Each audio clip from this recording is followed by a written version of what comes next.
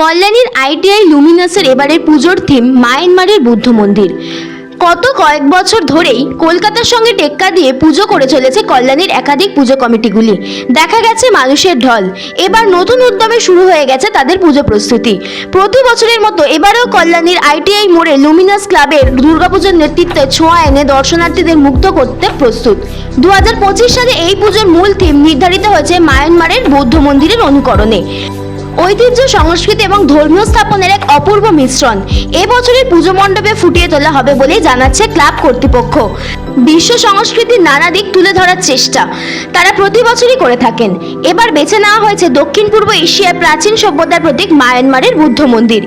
এই থিমের মাধ্যমে শান্তি, সহনশীলতা এবং আধ্যাত্মিকতার বার্তা দিয়েছেন উদ্যোক্তারা।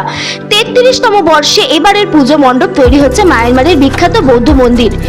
পুজো কমিটির পক্ষ থেকে জানা যায়, লুমিনাস ক্লাবের মন্দিরের বিশেষত্বই হলো মণ্ডপের উচ্চতা। দূর দূরান্ত থেকে মানুষ আসেন এই মণ্ডপ দেখার জন্য। এবছরও তার অন্যতা হবে না। এবছর মণ্ডপের উচ্চতা হবে আনুমানিক 150 ফুট এবং দৈর্ঘ্য প্রায় 140 ফুটের কাছাকাছি। পুজো মণ্ডপটি বানাতে প্রায় সম্পূর্ণ মাঠটি এইবার লেগে যাবে বলে জানা গিয়েছে। Shashwati Chatterjee report, target news.